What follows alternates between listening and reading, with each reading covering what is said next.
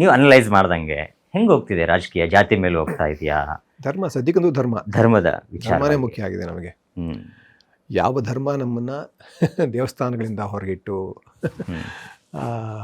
ನೀವು ಕೀಳು ಕೀಳು ಕಾಲಿಂದ ಹುಟ್ಟಿದವರು ಅಂತೆಲ್ಲ ಹೇಳ್ತಾ ಬಂತು. ಆ ಧರ್ಮನೇ ಪ್ರತಿಪಾದಿಸ್ಕೊಂಡು ಆ ಧರ್ಮನ ಸಪೋರ್ಟ್ ಮಾಡಿಕೊಂಡು ನಿಜವಾಗ್ಲೂ ಅದು ತುಳಿತಕ್ಕೊಳಗಾದವ್ರು ನಿಂತಿರೋದು ತುಂಬ ದೊಡ್ಡ ದುರಂತ. ಸೊ ಆ ಥರದ ದುರಂತದ ಪರಿಸ್ಥಿತಿಯಲ್ಲಿ ಇವತ್ತು ನಾವಿದ್ದೀವಿ. ತುಳಿತಕ್ಕೊಳಗಾದವರು ಅಂದರೆ ಎಲ್ಲರೂ ಬರ್ತಾರೆ, ಶೂದ್ರರು, ದಲಿತರು, ಹೆಂಗಸರು ಎಲ್ಲರೂ ಬರ್ತಾರೆ. ಸೊ ಎಲ್ಲೋ ಕೆಲವೇ ಒಂದು ಸಣ್ಣ ವರ್ಗ ಅಷ್ಟೇ ನಿಯಂತ್ರಿಸ್ತಾ ಇತ್ತು. ಅಂದರೆ ಈಗಿನ ಜನ, ಈಗಿನ ಆ ಜಾತಿಯ ಆ ವರ್ಗದ ಜನ ಅದನ್ನು ಮಾಡ್ತಾ ಇದ್ದಾರೆ ಅಂತ ನಾನು ಹೇಳ್ತಾ ಇಲ್ಲ. ಅಗೇನ್ ನಾನು ಆವಾಗಲೇ ಹೇಳ್ತೀನಿ, ಯಾರೋ ಮಾಡ್ತು ಅಂತ ಈಗಿನವ್ರನ್ನ ನಾವು ಇದು ಮಾಡೋಕ್ಕಾಗಲ್ಲ. ಬಟ್ ಆ ವಾದ, ಆ ಜಾತಿವಾದವನ್ನು ಹಿಡ್ಕೊಂಡು ಆ ಜಾತಿವಾದವನ್ನು, ಆ ಧರ್ಮದ ಇದನ್ನು ಈಸಿ ಅಲ್ಲ.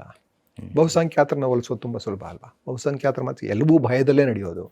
ಈಗ ಸುಮ್ಮನೆ ಒಂದು ಹಾಸ್ಪಿಟ್ಲ್ ಅಂತ ಇಟ್ಕೊಂಡ್ರೆ, ಹಾಸ್ಪಿಟ್ಲ್ ಯಾವುದರ ಮೇಲೆ ನಡೆಯುತ್ತೆ? ಭಯದ ಮೇಲೆ ನಡೆಯುತ್ತೆ. ಒಂದು ಹಾಸ್ಪಿಟ್ಲ್ ಚೆನ್ನಾಗಿ ನಡಿಬೇಕು ಅಂದರೆ ಭಯ ಹುಟ್ಟಿಸ್ಬೇಕು, ಜನಗಳಲ್ಲಿ ರೋಗದ ಭಯ ಹುಟ್ಟಿಸ್ಬೇಕು. ಆ ರೋಗದಿಂದ ಇದಾಗ್ಬಿಡುತ್ತೆ ಅಂತ ಭಯ ಬರಬೇಕು. ಓಡೋಗ್ಬಿಟ್ಟು ಡಾಕ್ಟರ್ ಹೇಳಿದ್ನೆಲ್ಲ ಕೇಳ್ತೀವಿ ನಾವು. ಅದನ್ನ ತಿಳ್ಕೊಂಡು ನಿಮಗೆ ಚಾಯ್ಸೇ ಇರೋದಿಲ್ಲ.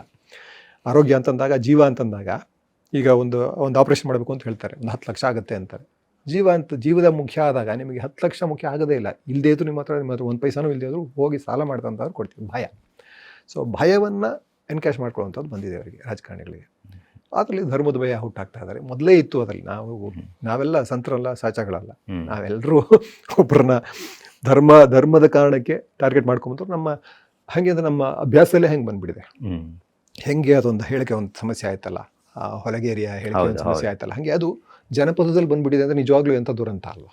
ಸೊ ನಮಗೆ ಗೊತ್ತಿಲ್ಲದೆ ನಾವು ಕೆಲವು ಜಾತಿಗಳನ್ನ, ಕೆಲವು ಧರ್ಮಗಳನ್ನ ಟಾರ್ಗೆಟ್ ಮಾಡ್ತಾ ಬರ್ತೀವಿ.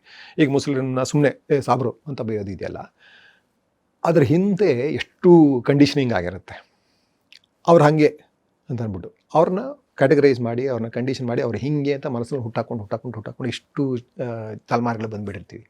ಸೊ ಅದನ್ನು ಬದಲಾಯಿಸ್ಕೋಬೇಕು ಅಂದರೆ ನಾವು ತುಂಬ ಜಾಗೃತರಾಗಿ, ಒಂದೊಂದ್ಸಲ ಬರುತ್ತೆ, ಅದು ಆಟೋಮೆಟಿಕಾಗಿ ಬಂದೇ ಬರುತ್ತೆ. ಈ ಜಿತುಕೃಷ್ಣಮೂರ್ತಿ ಹೇಳ್ತಾರಲ್ಲ, ಕೋಪ ಹೆಂಗೆ ಹೋಗಿಸ್ಕೊಳ್ಳೋದು ಅಂದರೆ, ಕೋಪ ಬರುತ್ತೆ, ಏನು ಮಾಡೋಕ್ಕಾಗಲ್ಲ. ಬಂದಾಗ ಅದ್ರ ಅರಿವು ಇರಬೇಕಷ್ಟೇ. ನಾನು ಕೋಪ ಬರ್ತಾ ಇದೆ ಅಂತ ನನಗೆ ಗೊತ್ತಾದರೆ ಅವತ್ತೋ ಒಂದು ದಿವಸ ಕೋಪನ ಸ್ವಲ್ಪ ಒಂದೇ ಹೆಜ್ಜೆ ದಾಟ್ಕೊಂಡು ಹೋಗ್ಬೋದೇನೋ ಅಂತ ಅಂದ್ಬಿಟ್ಟು. ಸೊ ಕಂಟಿನ್ಯೂಸ್ ಆಗಿ ನಾವು ಹೇಳ್ಕೊಬೇಕಾಗ್ತಾ ಇರ್ತದೆ. ನಾವು ಈ ಲಿಮಿಟ್ ಒಳಗಡೆ, ಈ ಮಿತಿ ಒಳಗಡೆ ಸಿಕ್ಕಾಕೋಬಾರ್ದು. ಜಾತಿ, ಧರ್ಮ, ಭಾಷೆ, ದೇಶ ಇದೆಲ್ಲನೂ ಮೀರಬೇಕು ಅಂತ. ಪಾಪ ಕುವೆಂಪು 50 ವರ್ಷ ಹಿಂದೆ ಹೇಳಿದ್ದು, ಬಸವಣ್ಣ 100 ವರ್ಷ ಹಿಂದೆ ಹೇಳಿದ್ದು, ಯಾವುದೂ ನಮ್ಮನ್ನು ಬದಲಾಯಿಸಿಲ್ಲ.